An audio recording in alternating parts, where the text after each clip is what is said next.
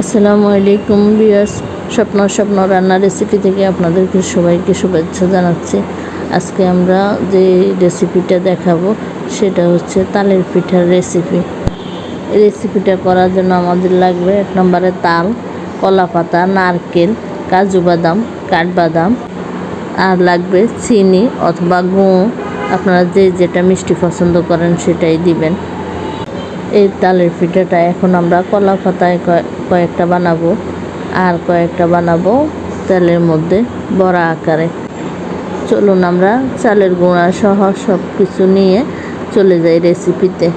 তাল নিয়ে নিলাম, তালের মধ্যে দিয়ে দিলাম নারকেল কোরানো এবং সামান্য পরিমাণ লবণ, আর দিয়ে দিব চিনিটা অবশ্যই আপনারা যেরকম মিষ্টি পছন্দ করেন, হয়তো কেউ কম বা কেউ একটু বেশি পছন্দ করেন, প্রত্যেকের পরিমাণ অনুযায়ী আপনারা মিষ্টিটা দেওয়ার চেষ্টা করবেন।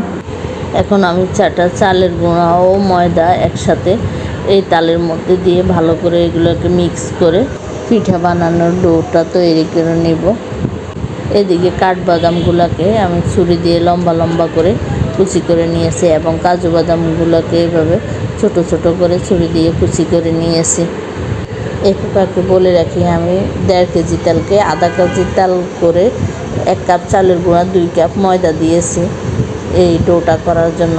আর এখন এই ডোর উপরে আমি কাজু বাদাম এবং কাঠবাদামগুলো উপরে ছিটিয়ে দিয়ে দিচ্ছি এবং এর সাথে নারকেলও দিয়ে দিব। নারকেলটা দিয়ে আমি এগুলাকে তেলে ছাকার জন্য আলাদা করে রেখে দিলাম। আর যেগুলো আমি কলার পাতায় দিব সেগুলো আলাদা কিন্তু নিয়েছি। এখন আমি পরিষ্কার একটা কলা পাতা নিয়ে এসেছি। কলা পাতাটা এ ফিট ভালো করে ধুয়ে আমি শুকনো করে মুছে নিয়েছি এগুলাকে। এখন এগুলাকে কেটে ছোট ছোট করে টুকরা করে এগুলোর মধ্যে আমি যে আটাটা আলাদা করে নিয়েছি ওইগুলা দিয়ে দিব। আর এইভাবেই কলার পাতাটা একদম বেশি বড় বড় করব না, ছোট ছোট করেই নিয়েছি যেন পিঠাগুলো দেখতেও সুন্দর হয়। আমি 3টে পিঠা বানানোর জন্য 6 পিস কলার পাতা নিয়েছি। আর এখন 1 পিসের মধ্যে আমি 2 চামচ করে তালের পিঠা বানানোর জন্য যে ডোটা করেছি সেটা দিয়ে দিব। আর চামচ দিয়ে আস্তে আস্তে করে একদম কলা পাতা বরাবর চামচ দিয়ে আলতো করে পিঠাগুলোকে চ্যাপ্টা করে দিয়ে দিব। এখন এই পিঠার উপরে কাজু বাদাম, কাঠবাদাম ও নারকেল উপরে সুন্দর করে সাজিয়ে দিব। আপনারা চাইলে প্রথমে এই ডোর উপরে নারকেলও দিতে পারেন। আমি কিন্তু প্রথমে কাজু বাদাম, কাঠবাদাম, তারপরে নারকেল দিয়েছি। এখন আবার আরেকটা দেখাচ্ছি, এই ডোর উপরে প্রথমে নারকেল দিয়ে দিচ্ছি এবং পরে কাজু বাদাম, কাঠবাদাম সুন্দর করে আবারও সাজিয়ে দিয়ে দিচ্ছি। এভাবে আমার 3টে পিঠার মধ্যে নারকেল, কাজু বাদাম সহ দিয়ে আমি গুছিয়ে নিয়েছি। এবারে উপরে বাকি যে 3টে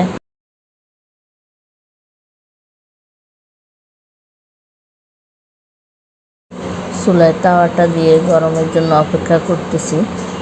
আপনারা এভাবে কলা পাতার মধ্যে দিয়ে তালের পিঠা বানিয়ে একবার খেয়ে দেখবেন, অবশ্যই আপনাদের কাছে অনেক ভালো লাগবে।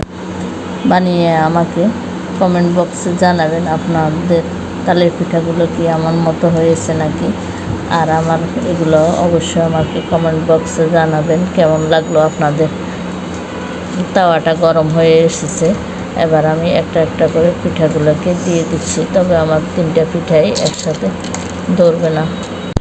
আমি আলাদা করে এগুলোকে 2 তাওয়াতে দিয়েছি। এভাবে 2 তাওয়াতে প্রথমে আমি 10 মিনিট করে রাখবো, তাও মিডিয়াম আগুনে, একদম হাই হিটে রাখবো না। এবার পিঠাগুলোকে উল্টিয়ে দিচ্ছি, দিয়ে আবারও আমি 10 মিনিট লো হিটে রাখবো। এবার ঢাকনা দিয়ে আবারও 10 মিনিট রাখবো। 10 মিনিট পরে আমি এগুলাকে উঠিয়ে নিব।